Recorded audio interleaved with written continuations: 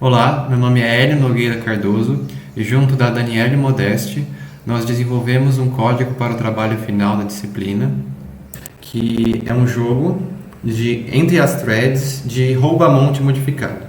É um jogo que eu já vou explicar. Essa é uma documentação inicial do código, ainda não está pronta, mas vai servir para me guiar aqui.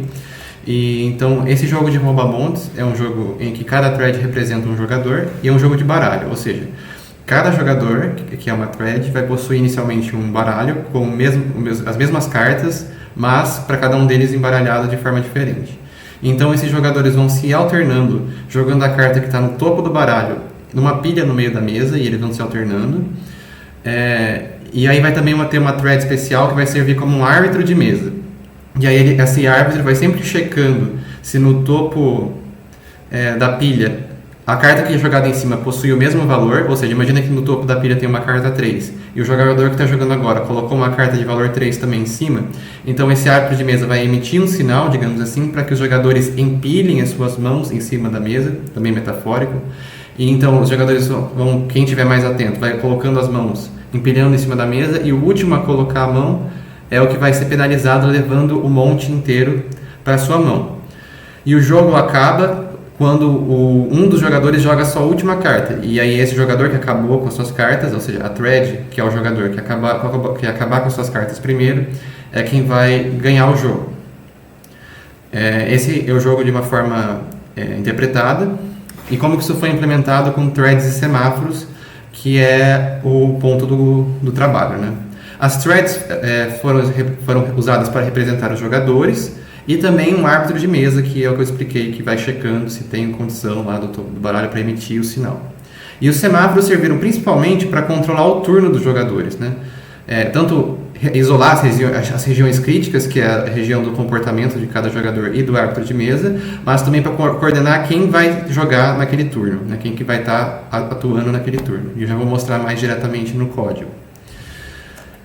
Aqui tem, na própria documentação, além do código que eu acredito vou enviar junto com o trabalho, nós vamos enviar junto, aqui na documentação mesmo vai ter o link para o Online GDB, então eu vou fazer aqui, entrar no Online GDB, e aqui tem o código certinho, dá para rodar com os parâmetros fixos, né? Dá para mudar o número de jogadores aqui, any players, se você fizer um fork, fork this. Clicando no fork this, dá para depois mudar aqui alguns parâmetros como o número de jogadores. A princípio eu vou deixar 4 jogadores, então eu vou explicar o código rapidamente aqui. Aqui tem alguns defines, por exemplo, para o número de naipes e o número de set de naipes. Nesse caso tem 4 naipes e 5 sets de naipes, isso significa que vão ter, para cada, entre aspas, naipes, vão ter 5 sets de cartas diferentes, então vão ter as cartas 1, 2, 3, 4 e 5, e para cada uma delas vão ter 4 cartas iguais. É isso que quer dizer mais ou menos, ou exatamente. Esse attention rate é a taxa de atenção. E o que ela significa? Em porcentagem, ela significa a quantidade de vezes ou a quantidade de atenção que os jogadores vão ter em porcentagem para quando o sinal é emitido para eles empilharem as mãos. Eu vou explicar isso um pouco melhor depois. Aqui o número de jogadores. Esse é um booleano global que controla se o jogo continua ou não. Aqui tem outras variáveis globais que vão representar a pilha de mãos. Então tem o booleano que diz que se é o momento de empilhar as mãos, que é esse stacking time, que começa com false. Tem a last position to stack hand, então tipo, qual é a mão que agora está no topo. Quando for o número de jogadores, né, até vai ter ultrapassado, então quer dizer que é o último jogador a colocar a mão. E, de fato, um vetor que tem de booleanos que diz se a mão de cada jogador está livre ou não. Aqui tem a mesa, que é a pilha, é um vetor de inteiros, mas no fundo é a pilha de cartas que está no meio da mesa. Os semáforos e mutex que vão ser utilizados, então os semáforos para cada jogador que vai controlar o turno deles, e um semáforo para o table checker, que é o checador de mesa, o árbitro de mesa que eu expliquei, e o mutex em si. E aqui também tem um controle do turno do próximo jogador, porque é para controlar o turno do jogador. Começa com -1 porque ele vai ser incrementado, aí vai começar no jogador de ID0, depois ID1 e vai ficar circulando isso. E aí aqui é uma função para dormir, uma função para gerar, já mostra essas funções aqui.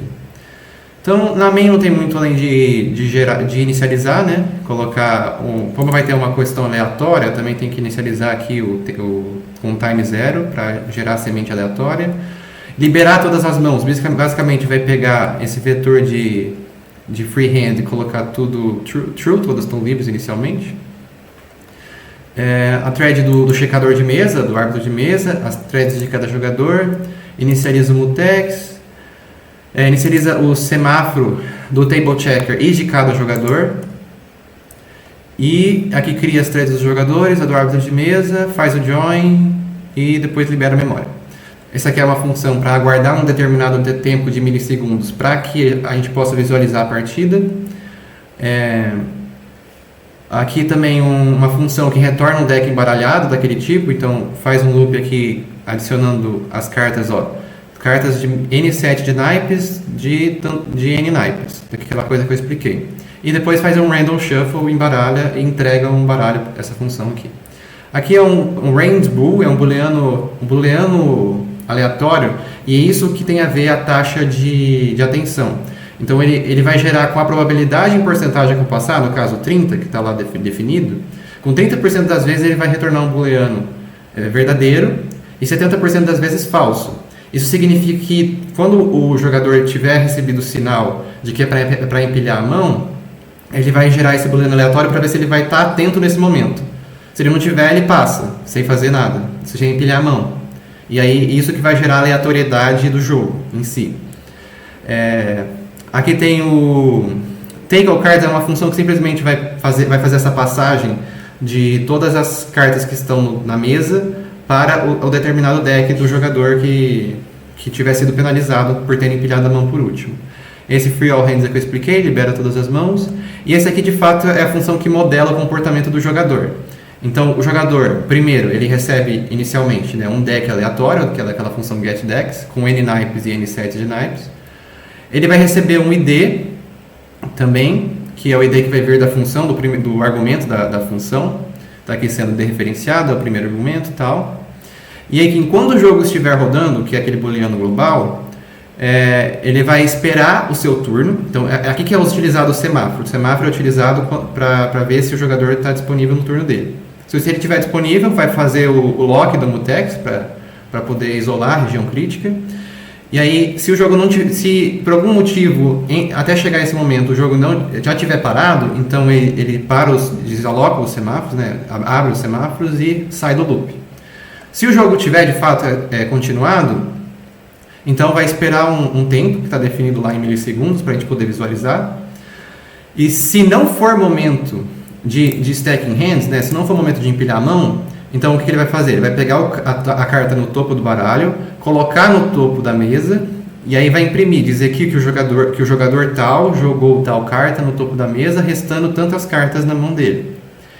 Se depois de jogar essa carta a mão dele ficar vazia, quer dizer que ele ganhou e quer dizer que o jogo acabou. E por isso ele faz aqui, o jogador ganhou e o jogo acabou. Caso contrário, ou seja, se for momento de empilhar mãos e a mão desse jogador estiver livre e ele for o último jogador, ou seja, a última posição a colocar mão no topo da pilha, for a última posição, então imprime que ele foi o jogador penalizado, foi o último jogador que colocou a mão, e aí ele pega todas as cartas do deck, take all cards pro deck dele. Se ele tiver pegado, a mão dele estiver livre, for o momento de empilhar as mãos, mas ele tem que testar também se ele está atento o suficiente para colocar a mão naquele momento. Então, gera um booleano aleatório no attention rate, a taxa de atenção. E se esse booleano for verdadeiro, aí sim, ele empilha a mão, aumenta a posição da pilha ali, de pilhas de mãos, e diz que a mão dele não está mais livre. Por fim, cada jogador vai passar a sua vez para o table checker, porque ele sempre tem que checar o topo da mesa. E o que o table checker faz? Enquanto o jogo está continuando, ele também vai esperar o seu turno, por assim dizer, e aí ele vai fechar o mutex, e ele vai pegar o número de jogadores, o tamanho da pilha em cima da mesa, porque pode ser que não tenha duas cartas suficientes. Então, se não for momento de empilhar as mãos e o tamanho tiver mais do que duas cartas ou mais em cima da mesa, ele vai poder checar se essas duas últimas cartas no topo da mesa são iguais. Se elas forem iguais, então agora ele vai emitir esse sinal, por assim dizer, através desse booleano global, que é o stacking time, que é um booleano, que vai dizer se é momento de empilhar as mãos. Então ele altera para true e ele passa para o próximo jogador. Ele pega o next player, incrementa com o módulo do número de jogadores para dizer que é circulando o turno dos jogadores. Por fim, ele desfecha, né? Abre o mutex, abre o semáforo dele também. E depois que o jogo acabou, ele também libera os semáforos de todos os jogadores para eles poderem terminar seus turnos. E é basicamente isso o jogo. Eu vou rodar ele uma vez com os parâmetros que estão aqui, que são 4 jogadores jogando com 5 tipos de cartas, cartas 1, 2, 3, 4, 5 e 4 iguais de cada uma delas. Vamos ver como é que o jogo decorre.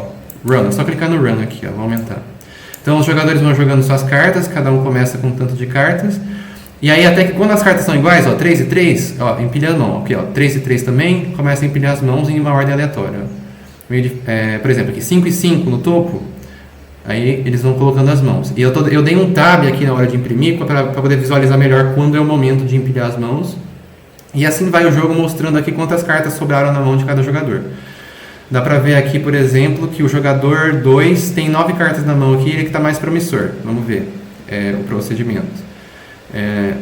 Eu testei com esses parâmetros, não demora tanto para acabar o jogo assim, ó. O jogador 2 está promissor, ó, player 2 venceu.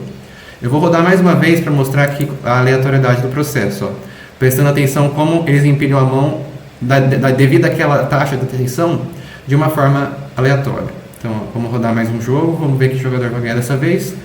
Tem que ficar olhando, não tem muito que mexer. E depois eu vou rodar só mais uma vez, mudando o número de jogadores para 5, para ver que não depende, não é fixo isso, né? Para ver que funciona.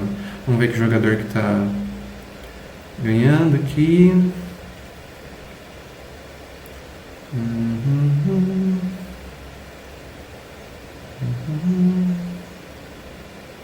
Ó, o jogador 3 está promissor. Jogador 2 de novo. Vai coincidir, eu acho que de novo de o jogador 2 ganhar. Apesar de ser aleatório, acho que ele vai acabar ganhando. O jogador 2 ganhou de novo, mas por coincidência. Depois dá para rodar mais vezes. Eu vou mudar um parâmetro aqui, lembrando que eu dei o fork no código, aqui no online GDB, para agora ter 5 jogadores. Provavelmente a partida vai demorar um pouco mais, mas a gente vai olhar aqui, só mais uma vez.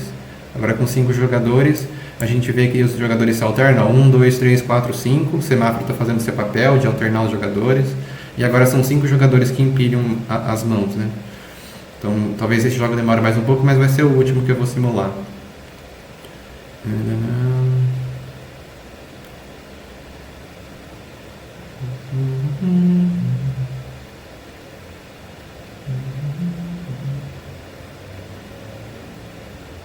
Vamos ver quem está com 10 cartas na mão. É o jogador 1 dessa vez. O jogador 1 está promissor. Mas bem que ele pegou um monte agora. Mas ele ainda está bom. Agora o jogador 1. O jogador 1 está indo bem. Ele vai ganhar. Isso, o jogador 1 ganhou. Então isso dá para ver que não depende aqui, o número de jogadores dá para modificar. E só repetindo que o código está disponível aqui, vai estar disponível na documentação, num link, e também vou enviar junto com, nos documentos do projeto. Então, se clicar aqui, vai estar numa versão fixa, ó, o número de jogadores aqui é 4. Dá para rodar aqui também com os parâmetros que estão fixados aqui, mas se você quiser mudar os parâmetros, é só dar um fork nesse código, vai fazer uma cópia, para poder modificar os parâmetros que forem necessários. É basicamente isso. Eu não vou terminar de rodar aqui porque já deu para mostrar o suficiente. Muito obrigado. Tchau.